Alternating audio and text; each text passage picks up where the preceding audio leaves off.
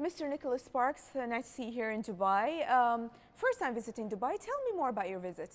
Oh, I'm here for the Emirates Airline Festival of Literature. It's been a lot of fun because I guess the main thing is there's so many different nationalities represented here, and I'm being introduced to a lot of different authors from around the world, people that I haven't necessarily had the chance to read, and getting to know them, and it's been a lot of fun. You've had numerous successful novels that turned into successful films. Your latest is The Lucky One with Zac Efron.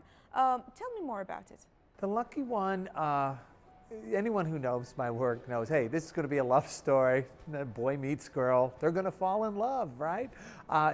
Like most of my novels, it's set in North Carolina in a small town. In this case, this is a story about a Marine, and he's a Marine. He has spent some time in Iraq. He has lost all of his friends in the war, but while he's there, he had found this photograph, and he begins to regard this photograph as his lucky charm. And obviously, when he gets home, he's troubled. You know, he has stress from the war. He has nightmares. He's lost all his friends, and he says, "I'm going to go find the woman in this photo because I think she's the one who somehow kept me alive. I don't know why. This is my lucky charm."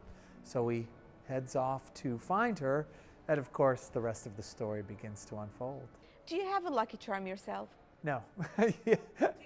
You know, I would love to say that I do, but I don't. I'm kind of one of those people who believe that the harder you work, the luckier you get, this kind of thing. I certainly believe in coincidence and maybe fate, and yet after that, I think our lives are governed by the choices we make in response to the coincidence or fate. So do you consider yourself lucky or a hard worker, or just coincidences put you on the right way? Boy, that's a great question. I've never been asked that. All three. You know, it was coincidence, for instance, that I met my wife, right? I just happened to, this is coincidence, so we bump into each other. And yet I was a hard worker because, you know, I had to, for whatever reason, she didn't fall in love with me as quickly as I fell in love with her. So I had to work, I had to be charming to win her heart.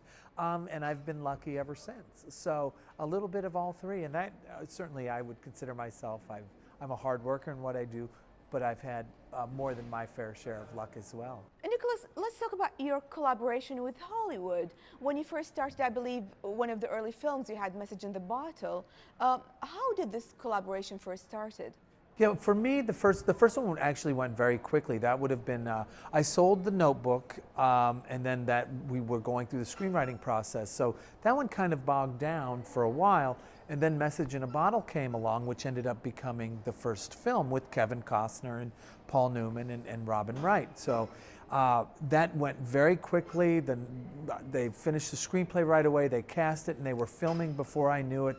I went out to the set, watched it being filmed, which was the first time I'd ever seen that, and it was a lot of fun. And then, you know, a few months later, I'm sitting in a theater watching the first cut of the film, and it was just an amazing experience to watch the characters that I created in a novel come to life on the screen. And I was really excited because I thought they'd done a good job with the film, and that's pretty much how it's been ever since. I go to the set, I watch parts of it being made. I'm certainly not there the whole time. And then I get to sit and watch it, and I've been very blessed every time because I've liked all of the movies. Do you ever interfere while you're on set? I mean, do you give comments? Do you want to change something you didn't write in the script? No, I don't. I don't tell the director how to direct. I don't tell actors how to act. I wouldn't ask them to tell me how to write. They're there. They were picked for a reason, and I find that it's better for me just to stand back. They'll get it in time. And the way the films work is they can always edit things to make it look the way it should look. So how does the first day on set look like? First day on set is always chaotic. It's always busy, but they get right to work. You know, they're setting up scenes and they begin to film. I think the honest thing for people who are outside of this industry is they don't film, you know, scene one, act one first. Sometimes it's scene, you know, 75. And here in this scene, the characters are madly in love. For instance, in the last song, when they were filming it, the very first day they were filming a scene where they were already in love and this whole thing. And these two, Miley and Liam at that time, had just met each other, like they didn't even know each other.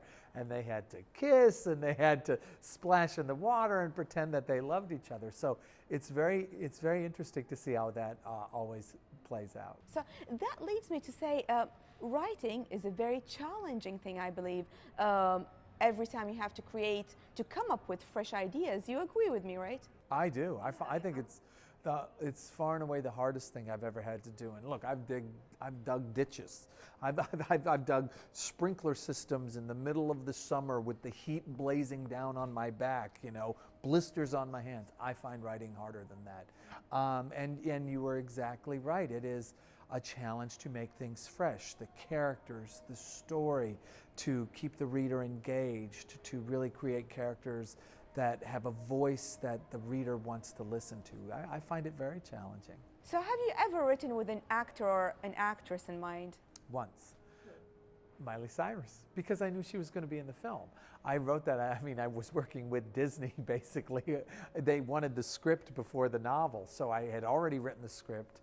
It was already greenlit, you know, and I had done the script for Miley, so I knew she was in it. So I wrote that, and so as I'm writing the novel, of course, Miley's smiley face kept popping up throughout the entire writing process. So one last question, what's your biggest inspiration? My biggest inspiration, my wife, I guess. I don't know what I would be doing if I hadn't married her. I don't know what my life would be like if I hadn't married her. So I think I'd have to say that. Mr. Nicholas Sparks, thank you so much for the interview. Thank It's you. lovely to see you and hope to meet you sometime again soon. Thank you so much.